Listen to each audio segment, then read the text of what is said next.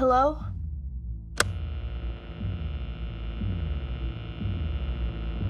Is anyone there? I'm trying to reach...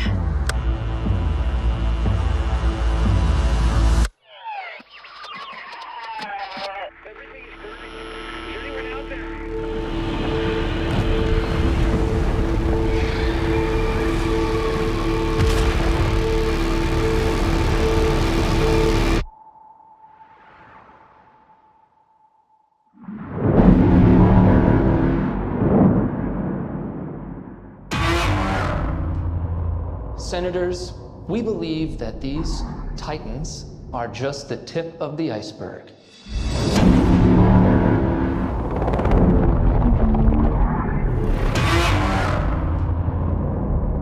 Which of these titans are here to protect us? And which of these titans are here to threaten us?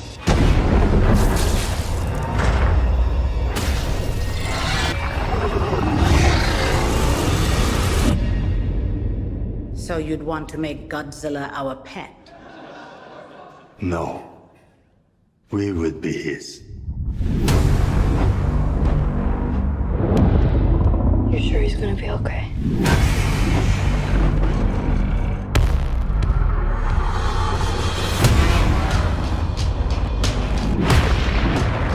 They're everywhere. Battling for dominance. A rival alpha to Godzilla. You gotta be kidding.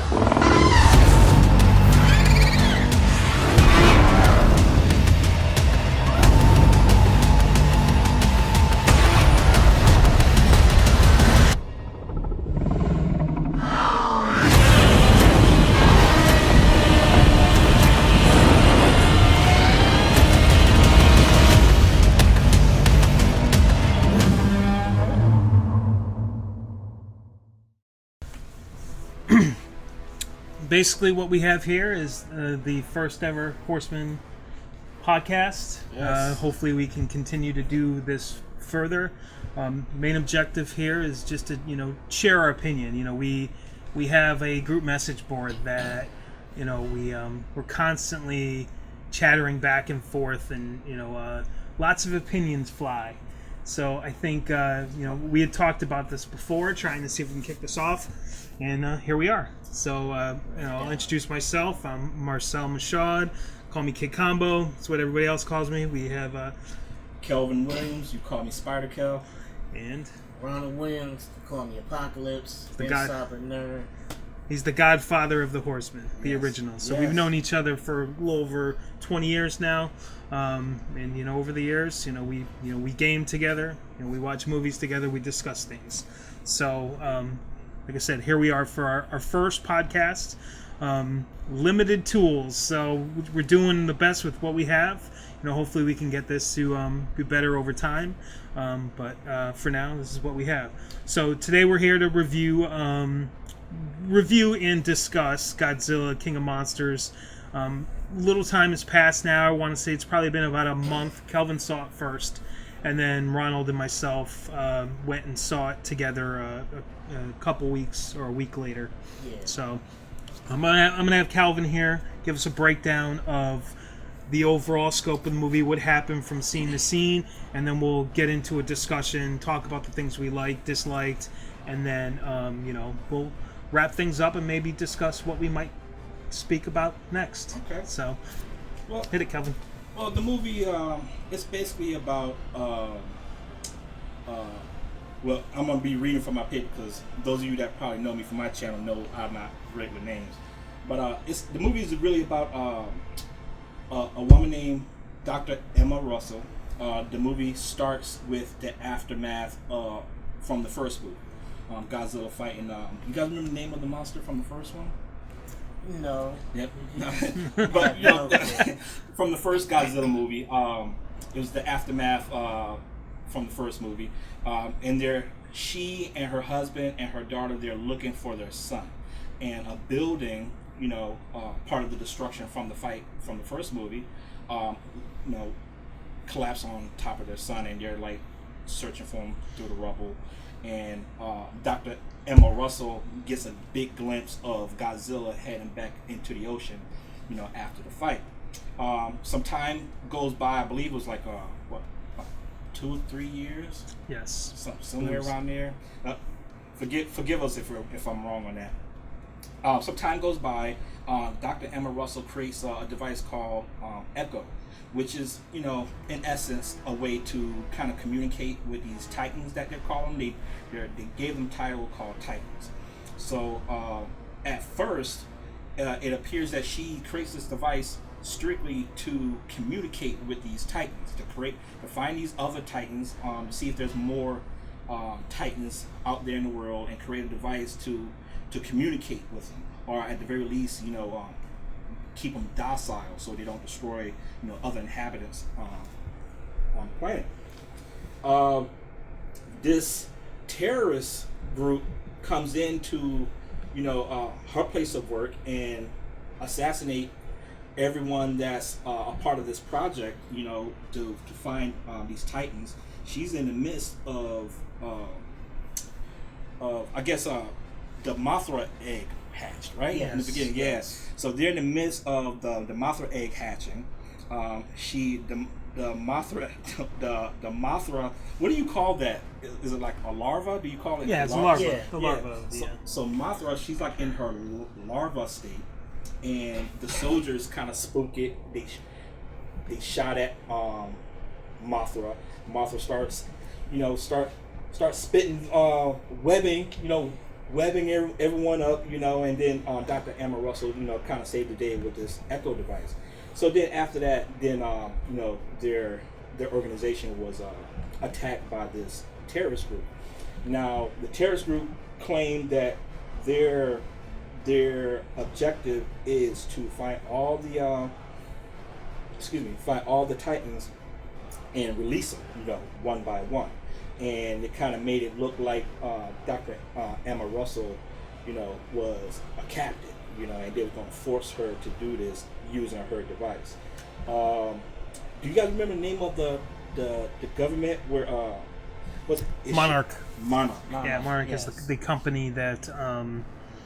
The Monarch company was in the first film as well. Okay. So they were the same company that in the first Godzilla was involved with experiments as well as trying to stop Godzilla from occurring. So Monarch is in the second film plays a big part of it. Okay. It's the company that Emma Russell works for. Yes. And that Monarch. Yes. Monarch. So Monarch went out to find Emma's husband, Mark Russell, to help them find her, in turn find the device, so they won't end up waking up these Titans, because nobody wants, pretty much the majority of the world do not want these Titans woken up. The American government wants the Titans destroyed. They want to know where the Titans are, and then they can debate whether or not they're going to use them as weapons or just destroy them altogether. But for the most part, the majority of the world wants any Titans that's living or laying dormant gone, destroyed, dead. Yeah. Forgive me if you already stated this, but like I said, Monarch is so in the second film, Monarch is actually the one company or the one entity that's trying to preserve these. Yes. And Emma, obviously working for Monarch, she has her own ulterior motives in the film. However, that you discover later on in yeah. the progression of the film. But she is part of the, like, I guess you would say the main brass of that company, along with and Dr. Ishu Serizawa, he runs Serizawa, that's it. Yeah. I butcher names. I'm sorry. No, so Dr. Shirazawa, he pretty much runs Monarch, and he has complete faith, for Godzilla. Later on, so yeah, Monarch finds Emma's husband Mark, because I guess initially they both was responsible for the idea of the Echo device to communicate with the Titans. So they let him know what happened, that she's been held captive, and the daughter was also kidnapped along with the mother. He agrees to go along with them during the progression, Mark and the employees of Monarch constantly have a back and forth about how they feel, about the Titans. Mark wants the Titans gone, including Godzilla, because of what happened. Like Emma and Mark lost their son, right at the beginning of the movie, and everybody else feel like they should learn more about these Titans. Like there's more to the Titans than than the way people are perceiving them because of the first incident that happened in the first movie. They end up finding Emma, and Monarch discovers that Emma is working alongside this terrorist organization, and their true goal is to release all the Titans at once. They want to cleanse the earth. I guess in the movie, human beings are the disease of the planet, and the Titans are kind of like the antivirus. I think that's how they say it, like we're the virus. Yeah. And the Titans are the antivirus. Right. They're the cure to bring the true balance back to That's the right. planet. Yeah. So the first monster they released was King Ghidorah, and once King Ghidorah was released, all hell breaks loose. Godzilla is already aware of King Ghidorah being released, even before he was released, because it was in sea, right? And yeah, I think I don't know. I can't remember if they explained it or not, but it's like he sensed the awakening of the other Titans. Yeah. Which is what causes him to, all right, let's come clean house. Yeah. And that's another thing that they displayed in the movie, that all these Titans have the ability to sense each other. Since the threat level, they know where they are. Yeah, I couldn't remember if that was said or not. Again, it's been a few weeks. But So Godzilla's already, privy to King Ghidorah. Shortly after King Ghidorah is released, Godzilla show up. They have the first fight scene. King Ghidorah pretty much, won that first fight, and then he flies off. And King Ghidorah pretty much, he awakened the rest of the Titans himself. Yes, by him being present, he was essentially waking up the other Titans. Yeah, like it's like marking his territory as the dominant figure or the dominant Titan. Just to find out later on that he's not even technically a Titan from Earth. Like, he's an alien of some sort. For Ron, is that the same? Is that this same backstory that they use for King Ghidorah in other Godzilla films? Yes. Is he's alien? He's not from this planet. Not from this world. Originally, in the Toho movies, he's a monster from another planet. Always has been. In every movie, he's first he was known as Monster Zero. Then they called him Ghidra. Then eventually they changed it to Ghidorah. Mm-hmm. But yeah, he's always been from another planet, and they use him in different ways. As they have the aliens come, people come from different planet, asking for help against Ghidorah, and they ask to borrow Godzilla and Rodan. They take Godzilla and Rodan back to their planet. But the true nature was they wanted Godzilla and Rodan to put them under control, the same they had Ghidorah under control. But what happened is when the people representing Earth get to their planet, that's when they get to the bottom of what's really going on, and that they want to control Godzilla and Rodan along with King Ghidorah. And then they all go back to Earth to attack Earth, and then the humans have to find a way to break the spell, so to speak, to release Godzilla and Rodan. And then that happens, and then there's one where they actually lose control of Ghidorah and want the monsters from Earth to help fight King Ghidorah, but only because they lost control of him. Let's just so we don't get too far off track. Let's let Kelvin just wrap up. I thought you were still talking about the movie itself. Like No, he's talking about the history of King Ghidorah. Okay. So, My which bad. is important to the conversation to understand who King Ghidorah is. For people who don't know anything about Godzilla, I think it's important to know that he's the rival to Godzilla. Yes. So, and when it comes to all of us, like we all privy to like comic lore, anime lore, monster lore, a lot of different movie lore, but when it comes to like the Godzilla lore, like Cousin Ron, he specialized the most. Yes. So when he tells us something as far as like the lore is concerned, we listen because we know that he knows. But back to the movie. So King Ghidorah, he's released and he's wreaking havoc and establish his dominance. And because he's out and about, other Titans are waking up, and wherever they wake up, they're like laying havoc and destruction wherever the area that they're waking up in. Rodan. He awakened in side of volcano at was it Hawaii? It's Mexico. Yeah. And he awakened in the volcano, and King Ghidorah sensed that Rodan woke up, and he started heading straight where he was at. I feel like Rodan also sensed King Ghidorah, and he was trying to meet him halfway. So these two meet each other. Oh no, they didn't. They led Rodan to King Ghidorah, right? Yeah. Yes.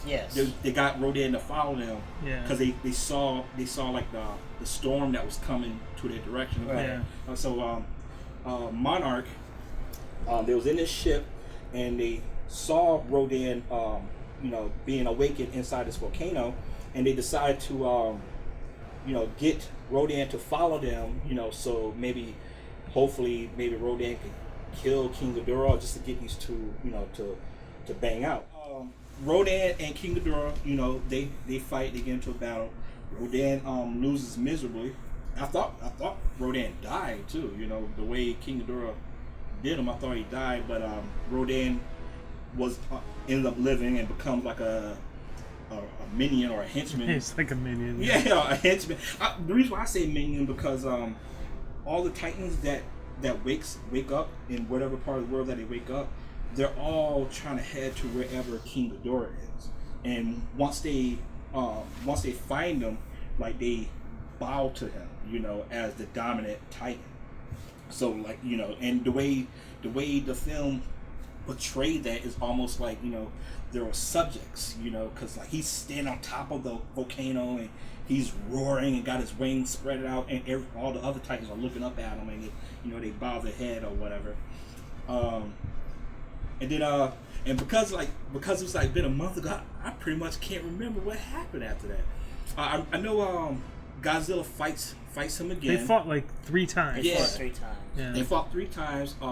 Godzilla fight him again in the city. I feel like it was. So you still remember? at Mexico So City. there's the part with the hydrogen bomb. Yes. So the second fight. Yes. They fight, and Godzilla almost gets killed in that. Yeah. The humans end up going, and they find where he goes to, the secret temple underwater, and then they set off. Yeah. Which character was the doctor? The Japanese doctor sacrificed himself? Who sacrificed? Serizawa. Okay, so Serizawa sacrifices himself with the A-bomb. Yeah. I don't even remember him dying. So he goes in because somebody has to go into the temple and set off this nuclear bomb. Yeah. I didn't know. I didn't. Which then internally, basically, he says I'm not coming out. So he sacrifices himself. Oh wow! I see. And then and then after that, then Godzilla wakes up and he goes back after finding trying to find Ghidorah. I don't know what you want to. Oh, one quick thing. During the progression of the film, humans are finding out that this battle between King Ghidorah and Godzilla, and battles between other Titans, been like preordained. Like they fought before in the past. When civilization was pretty much primitive, they will carve pictures and stuff of Godzilla and different other Titans, you know, and the conflict that they had in the past, and in my opinion, kind of like predicting that they will want one day once again fight again. So I'm trying to recall too, because again it's been a few weeks. You know, with future movies we've got to do this a lot quicker to when the actual movie took place. But I remember, so we find out that Emma Russell is actually working with the terrorists that were at the beginning of the film, and her daughter sees what's going on and she doesn't agree with, you know, what her mom's doing, so she runs away, and she ends up getting, you know, basically leaving the facility that they're in, and we find her at Fenway Park. I remember that part. Yeah. And that was like, that was kind of heading towards the climax, and of course we've got, she takes the Echo device with her, and then she sets the Echo device off, which then in turn causes Ghidorah to come to where the device is. Right. And not just Ghidorah, but all of the Titans. Like any of the Titans are drawn to that device. In this particular movie, it ends up being, what seem like the four characters that they focus on the most, which are King Ghidorah, Godzilla, Mothra, and Rodan. But you know, then we have the big battle between all of them. Mothra takes out Rodan. Surprisingly, I was surprised by that. Yeah. I was not thinking. Only because of the way they had set the tone with Rodan and Ghidorah. Yeah. You know, I didn't see that coming. Yeah, I was like, well. And so then Mothra, then in turn, Godzilla almost, like, he fights with King Ghidorah again, almost dies again because he gets, you know, brought right up in the sky, and he drops him down. Oh yeah. And then forgot about that. And then Mothra, you know, essentially tries to, you know, save Godzilla, ends up dying in the process, gets killed by King Ghidorah, but she releases her, like, I don't know what you call it. Her mist, her dust. Some kind of dust. So she releases that. That's what it was. It was crack. You know? He needed a bump. Yeah. You know, on top of that, you know, they had mentioned that, much like Godzilla versus Destroyer, that he was reaching a breaking point. He was reaching a meltdown point. Yeah, exactly. So that ties with what, you know. Then, you know, Mothra gives her essence to Godzilla, and then Godzilla becomes nuclear super Godzilla. But I thought those nukes that they were, because then they like released like some nukes on Godzilla to break him up. I thought that was also part of his. It helps him, jumpstart his healing factor. Oh, okay. So then Godzilla is now super almighty powerful. Godzilla is able to defeat King Ghidorah, pulls the heads off, and then, you know, that's pretty much. I'm trying to think if there's anything real major, with the exception of the post credits. I did like the fact that they gave him the burning force field thing. The charge up and was melting everything around. So, I'm trying to recall what happened with Godzilla. Then does he just go back into the sea? Yeah. So he goes back into the sea. Well, they didn't show him go back to the sea. After he kills King Ghidorah, he's surrounded by the Titans that will. That's right. And they bow to him as the king of the monsters. Yeah. And also, like, and that was kind of the close of the movie, right there. Yeah, right? that was it. And then they teased the. So post credit scenes, we'll talk about that. So post credit scenes, you know, we see Tywin Lannister. We see him, you know, he finds one of the heads of Ghidorah, which I guess, you know, the thought process is one of two things. One, you've either got, that's the head that can regenerate the body parts, so King Ghidorah comes back, or you know, Mecha Ghidorah, which we had discussed, where they make a mecha version. There's a mecha? Yes, just like the Mecha Godzilla. So it was that was originally 1991 movie, Godzilla vs. King Ghidorah. That's crazy. Where Godzilla, he blew off the middle head, and then these people, they come from the future, and they take King Ghidorah to the future. They bring him back to life, and they give him this mechanical body with the mecha wings and everything. That's crazy. And Godzilla kill that one too. I didn't even know. Yeah. What I really loved about, one of the things that I loved about the movie was how they, tease, gave you little Easter eggs about other little things like, nostalgia, past Godzilla movies, and future Godzilla movies, like King Kong. So we're getting into that. So you're giving your opinion. So let's talk about what are each of our thoughts, about how we felt about this movie. Okay. So what are things about what are other things about the movie that you really liked, and what was when you left the movie theater? What was your opinion of the movie? Overall, I had little minor issues with the movie. But overall, I really enjoyed it. I liked the movie a lot. I heard, about other people, issues with the movies, mainly with, they say, too much human interactions. But, for me personally, I feel like it was just a healthy amount of human interactions. So when you show Godzilla and Rodan and King Ghidorah, and they start fighting or whatever they do, it would make sense versus just have these monsters out and about and just doing things and you don't know why they're doing it. When we do see the humans and we do have the human interactions, for me it made sense and it somewhat complemented the progression of the story. The reason why I say somewhat, because one of my issues is the reasons why Dr. Emma Russell decided she wanted to release, the Titans. It was just a weak excuse to me. She wants the Titans, to pretty much, demolish a bunch of us because, the human race, we're exhausting our natural resources, we're destroying the planet, war and pestilence, we're just not doing what we're supposed to do as far as like taking care of our planet. And she claims that her releasing these Titans is going to rectify that. And I just felt like that was just a weak excuse to say why you're going to wake up the Titans. But once you get past that, I was pretty much all on board. Her daughter Madison. I can't help but just every time I see her, I just think, it's the girl from Stranger Things. Yeah, 11. I just can't. It's 11. Yeah, it's 11. I don't know. She's one of those actors I think that's going to be typecast for a long time. People are going to just remember her for Stranger Things, just like I mentioned Tywin Lannister. Yeah. Every time I see him, I'm going to think, hey, it's Tywin Lannister from Game of Thrones. Even though he's done other bodies of work before, Game of Thrones, like he was the first guy, Dracula. You're right. Yeah, that's right.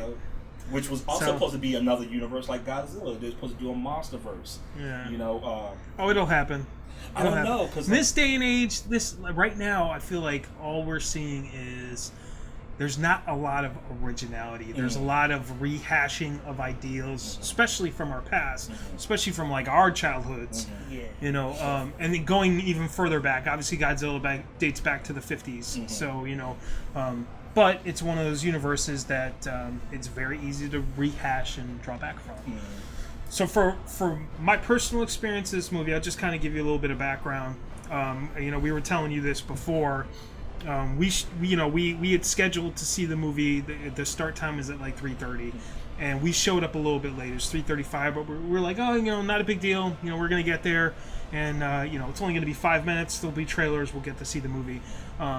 And we show up, and it's like 10 minutes into the movie already. For whatever reason, the movie theater we went to, they started playing it first. So that is so crazy. So, as I also mentioned to you before, like, I had not seen the 2014 version of Godzilla before this movie. I had intended on going and watching it, but I didn't get a chance to. So, but of course, as I'm watching the story, I'm thinking to myself, this, we didn't see the very beginning. I'm thinking like, oh crap, did this little kid... that Emma and what's the other guy's name there too? Mark. Emma, their son. Oh, okay. Yeah. Oh, okay. Their son had died, and I'm like, that must have happened in the first movie, and I missed it. Yeah. But that wasn't the case. No. So I was a little thrown off with that at first. It took the Batman versus Superman approach. Yeah. And I have since gone back and watched it. And I will say, if I'm comparing the two movies, I actually like the first Godzilla better. And the reason for that is I felt there was more focus on Godzilla. I like the fact that there were a number of additional monsters in this one. However, I'm one of those people that feels they focused too much on human interaction.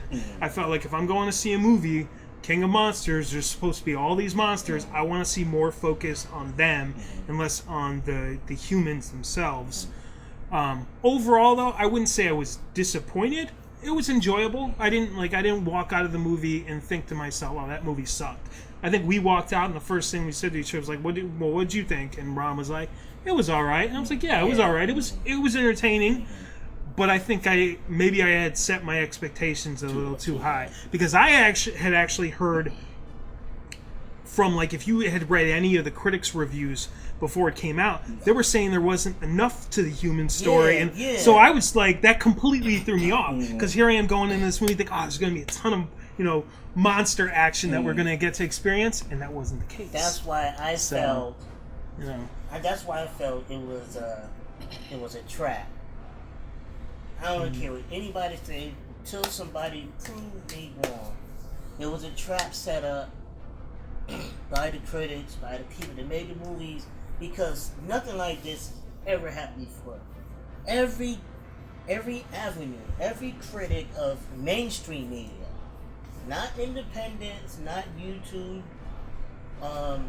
none of that. All mainstream critics.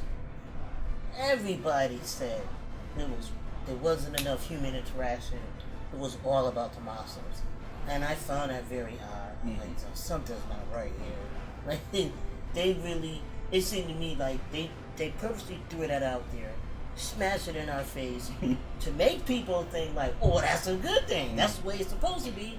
And then you go and see the movie and you're like, so you thought that was a bait and switch? yeah. Yeah. But like I said, the movie was okay. The movie was okay. It had its point. The battles were cool, but in my opinion, they were fairly short. All these other... Yeah, they were very short. I felt that way as well. All these other like the Titans, fights took place. You just saw flashes. Yeah. You never really got to see them. You never got to see them fight. Yeah. I mean... That was the other thing, too. Yeah, So you don't have to add have to your them all point... fight. You don't have to see them all fight. I know the movie's only so long. Yeah. And stick to the main part of the story, but show us these Titans. So just to tack on to your point, they didn't introduce them all, but they show you all these other Titans, and then the focus was just on those 4 characters. So I felt like, I'm like, wait, well, we were seeing all these other, these other Titans, but yet we really aren't seeing much more than Rodan, King Ghidorah, Godzilla, Mothra. That's it. I kind of took that as far as like maybe like the possibilities of seeing these other Titans that's been revealed in part 2 of Godzilla and the next, Godzilla movie. Yeah. But obviously we all know what's next for Godzilla. Yeah. It's the Kong Godzilla, which they tease a lot in the progression of the movie. Like even like on the opening credits, because I know you guys said you didn't see it. You guys arrived late or whatever. In the opening credits, they show King Kong at Skull Island. Like after the events of part 1, and they doing like the opening credit scenes, and they're showing like different areas of the world, possible sightings of different Titans, and then they talk about Skull Island, and then they'll do credits, and they'll say something about Skull Island, and they'll do credits again, and then you'll see the back, walking through the trees or something, like Kong, like walking through the trees. So like they're always like kind of tease Kong, here and there. Even later on in the movie when they talked about the Titans, they show Kong. Yeah. And then there was like a flash. Yeah. Just for like at the end of the movie, like some discoverers arrive at this cave where you see what do you call it, carvings of King Kong and Godzilla, in battle, in the mix. Like the next movie is going to be Kong versus Godzilla movie. And let everyone know, if you don't already know, like Godzilla Part 1 and 2 is supposed to be really a lead up to Kong versus. Yeah, that's what it's. I mean, even Kong Skull Island. Yeah, they're all leading to this finale. Yeah, and I think we were talking about this when we got out of theaters. You were saying what's the current contract that they have? Yeah, Legendary contract ends with Godzilla vs. Kong. They don't have permission to do anything after that from Toho. Legendary is the company obviously that did this. Toho is the original company that actually owns all the rights to the Godzilla. Not even just Godzilla, to the Titans, that universe. That's weird because originally I heard like the whole reason why they're doing this is so they can expand the movie verse. Like, you know how like Marvel now got their own universe? Now with most of the Titans at this show seem to be original Titans that Legendary created. Now they can carry on from that, but as far as Godzilla, Rodan, Mothra, Ghidorah, Kong, and anybody else that's under the Toho umbrella trademark, that stops at Godzilla versus Kong. Really? That's disappointing. Yeah, I'm just thinking about what you sorry, I don't mean to like backtrack here, but I'm thinking of a point you made earlier about how in the first Godzilla movie, like Godzilla seemed a lot bigger. Yeah, I'm thinking okay, so we got Kong Godzilla. Kong doesn't look anywhere near the size that Godzilla looked. Now, I don't know where this comes from because I haven't heard anybody say it per se, but people keep saying that the people behind the Skull Island movie have said and made it a point that Kong is still growing. Yes. Oh, he's not. He wasn't fully grown. Okay. Yeah, but to me, he was a mass. He's bigger than he's ever been to me. Because like when you look at the size of the helicopters, in the Kong movie, like they were like ants. They was real small. So I'll be honest with you, I haven't seen Skull Island. I will. I mean, I'm gonna go back and watch it before. It's great, man. It's great. I enjoyed it. Yeah. But I'm thinking of like the first Godzilla movie, even more so than the second one. Like there are scenes where you see his foot and the person's like, the toe is like 100 times bigger than the person. So it's like they make Godzilla seem like he's just mammoth in size. So he was smaller to me. In the newer one, you're saying, yeah. The more I think about it, I think I tend to agree. I don't think. All I can think about he was as big. When it comes to the first Godzilla movie, all I could think about was that first reveal when all those people was in that building, and all you see was the foot just come down. Yeah. And then you pan up, and you were just panning up, like, and he was just so massive, like he was huge. Like to me, I don't know why. They did have a couple of those scenes, the underwater scenes, where Godzilla's eye was like there, and that was in the second movie. So there he looked massive in some of those scenes. Yeah, because according to Legendary, you go on their site that the Godzilla in King of the Monsters is the biggest. That he's the biggest. He's bigger than Shin. He's the biggest. And don't get me wrong, I'm a big Kong fan. When they do a Kong versus Godzilla, I'm gonna be, I love them both, but I'm gonna be rooting for Kong. But I can't see Kong win. I can't. The only thing really I see Kong having over Godzilla is speed and agility. Because all I could think about, like, Godzilla got that damn Kamehameha wave in his mouth. If anything, they need to. Toho or whoever needs to expand upon Kong, because for Kong to be so popular, but Kong has only had like a handful of movies really. There's the original King Kong, there's King Kong Escapes, where there's the Mecha Kong in that movie. Jesus, I never heard and of that's that. Pretty much it. Then after that, it's all remakes. 1976. Yeah. They've remade that origin story so many times, it's not even funny. You guys seen Kong Lives? Yeah, Kong Lives. Yeah, that was good. I enjoyed that one. Yeah. But he was real small, and now like those old school Kongs are nowhere near the size of the latest Kong that came out. Kong is that? Is where he it was like part 2 of at that time, the remake of King Kong, where they captured him, brought him to the city, and they shot him up, and he died. Oh, supposedly is that the died. one where? But he they brought him back, like they was able to fix his There heart was or a something. movie Yeah.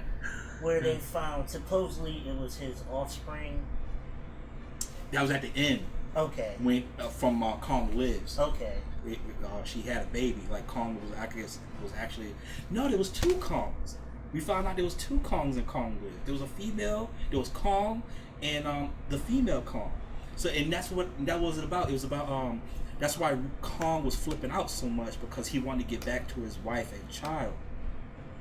And they, I don't know how they got a hold of the I'd have to go female back Kong. and watch that. Yeah, But I know remember that. what you're talking I about. remember that. But I'm talking about is an old movie. It was an old movie, black and white movie. Oh. Where they was on this island and they found another giant ape, and somehow it was determined that was Kong's offspring. But they ended up keeping him hidden because they didn't want him to end up like Kong. Yeah. But they should do more with Kong. So, just to kind of wrap up this conversation, you got any final thoughts on this movie in terms of? I just want to say real quick, even though I love the actress that plays 11 in Stranger Things, Millie Bobby Brown, I do not see a reason for her character in the movie. I didn't. That's a good point. Yeah, I did not understand why she was in the movie. I guess you could probably say the only the main reason would be when she stole Echo. But that was after, because her dad found him, and she had a chance to take Echo and run to him before they even released King Ghidorah. At that point, though, she was still on the fence. She wasn't sure if she was what her mom was doing. Nah, she was. She knew what her mom was doing, but what it was, Tywin Lannister, he wanted to release. I gotta. He wanted to release all the Titans all at once. Mm-hmm. She wanted to do it strategically, one at a time in certain areas. I thought and it she was convinced another her way daughter around. that it would be good. Nah. I thought he wanted to release them one at a time. No. Yeah. She wanted to. He wanted them killed. Yeah. Okay. He was like, none of these things, he was like, we lost our son because of these things. We need to get rid of them altogether. Yeah. So when he showed up, and the Echo device was like between the daughter 11 and Mark, he was like, come on, but long before they even woken up and freed King Ghidorah. Oh, that's right, on the bridge. Yeah, Right. And she looks back. Yeah, she couldn't believe he was there. Yeah, and she looks back at her mom, and she looks at the dad and the device, and she picks up the device and runs back to her mom, just so later on she could tell her mom, "You're a monster, and what you're doing is wrong." Yeah, you know what though? I'm trying to remember, but I don't think at that point she fully understood what her mother was doing, because I think afterwards her mother has that conversation with her about, they need to keep doing what they're doing, and this is why they're doing it. Right. And because at that point, when her mom has that conversation with her, that's when she truly has a grasp of, oh my God, what are you doing? You're killing everybody. Yeah. So I don't know. She did love the actress. I think she's great. She's great at her craft. Just as far as her character, her role in this movie, I didn't see a need for it. Just like you say you saw part 1, right? yeah, I saw it after. Yeah. Part 1, I enjoyed too, but after hearing Marcel saying he enjoyed 1 better too, I think I enjoyed 1 better too.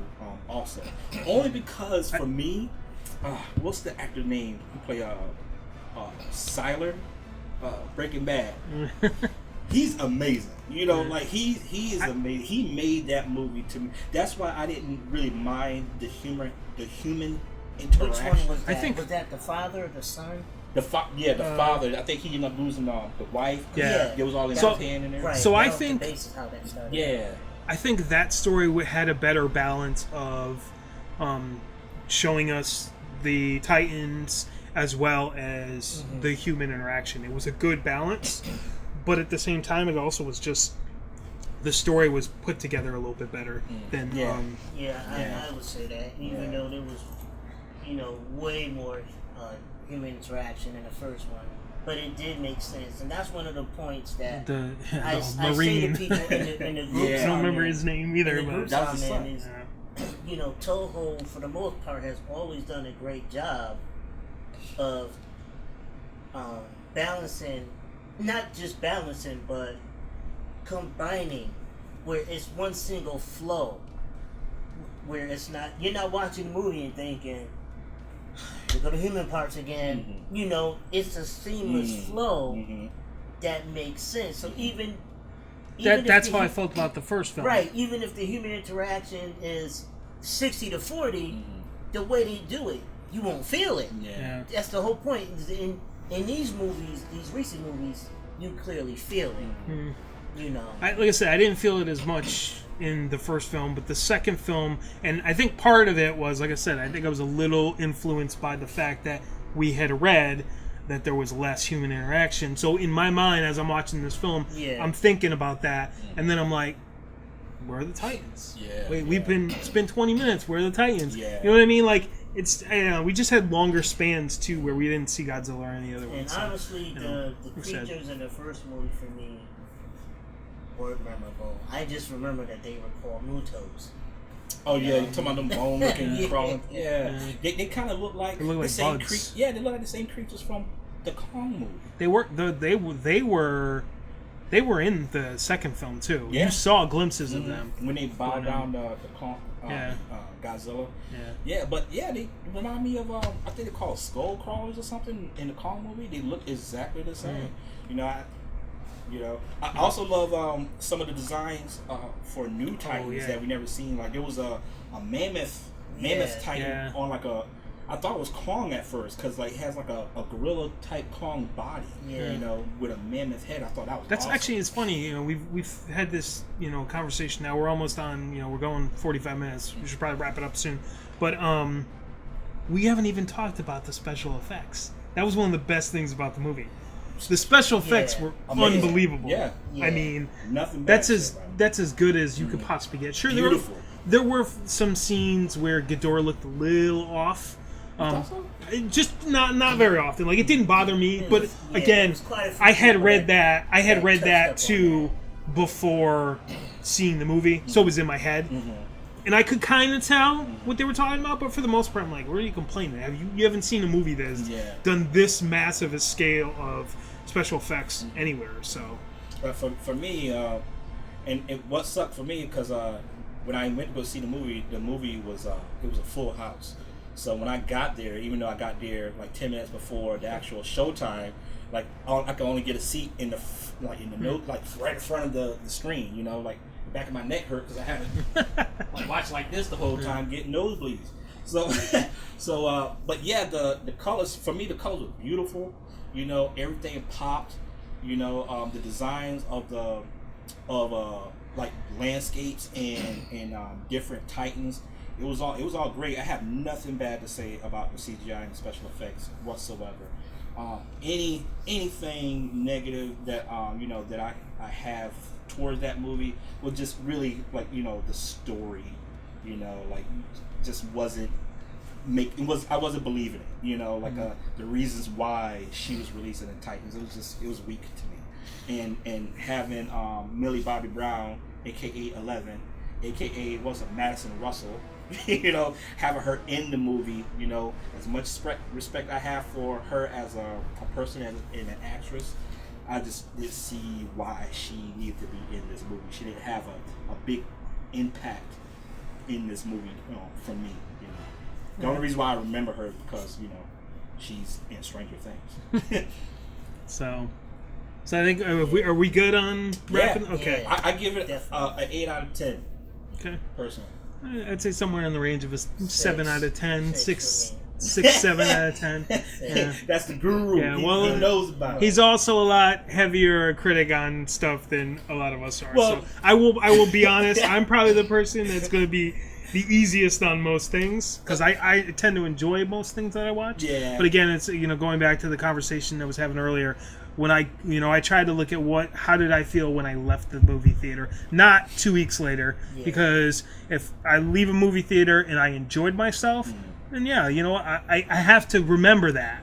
You know, what was the feeling I had when I left that movie theater versus after I dissect the crap out of it. Yeah. How did I feel? Because a lot of times when you're watching a movie, and you don't realize a lot of stuff so much later anyway. Yeah. So, I think going forward, you know, like I said, we're gonna try and improve our production for one. This is literally us just. All right, let's. You know, we didn't even take any notes, nothing. We sat down and we just started talking. You know, the thought process with us doing this too is also like, you know, we don't want it scripted. We kind of want to just like, what would we do if we, you know, came home one day, you know, the Kelvin and I come over to Ron's. How would we have a conversation about something? We want it to feel very organic and not, you know, not scripted in any way. I think we'll probably, you know, we're going to look at what's the summer lineup. You know, obviously there are a number of, you know, big films that we're all going to try and, you know, catch. And, you know, maybe we'll, you know, say, hey, you know what, this month let's do a podcast about this movie or this show. You know, television right now is off the hook. Yeah, I mean, we could do a whole nother series of shows on Game of Thrones or, you know, the new Swamp Thing. Man, I want to talk about that. You know, Kelvin just finished watching The Wire and he's got some strong opinions about that. So, you know, but yeah, you know, like, you know, where can they find you on social media? You can find me on YouTube, Spider-Kel. I do reviews on there. It's the Poor Man's channel. That's why I tell you guys, like, this right here, I'm in heaven right here. You know what I'm saying? Because like Marcel said, when I do my reviews, it's right off the rip wherever I'm at. Sometime if I just finished watching a movie, I'll do it like right outside the movie theater in my car. You know, while everything is fresh in my mind. You know, especially if I'm passionate about a movie that I saw and I didn't agree with the progression or the movie as a whole. You know, like I put a lot of emotions. You know, because it's, you know, these movies it's our childhood. You know, like we grew up to these things and we want them done right. You know, having movies like Godzilla and Avengers and all these, you know, different movies that we used to. These things that we used to read about, you know, or read, you know, in comics and stuff, we never would have thought, you know, it'll be like these big motion blockbuster pictures. So now that they are, you know, we just want them done right. And when I feel like they're not being portrayed correctly, you know, I let it be known. You know? Yes, indeed. Any social media outlets that they can find you at, Ron? No, I don't do the social media thing. I'm just on Facebook. That's it. Yeah. We're working on a number of things. You know, we're looking to get the Horsemen4Life, you know, Instagram, you name it, Twitter. You know, this is new for us. We're gonna try to keep going. You know, please support us, especially our crew, the Horsemen. Yes. Keep supporting us. Watch our videos. Thank you. And, There's no doubt. Yes. Episode 1. I think that's a wrap. Yeah. All right. Thanks, guys. Peace. Peace.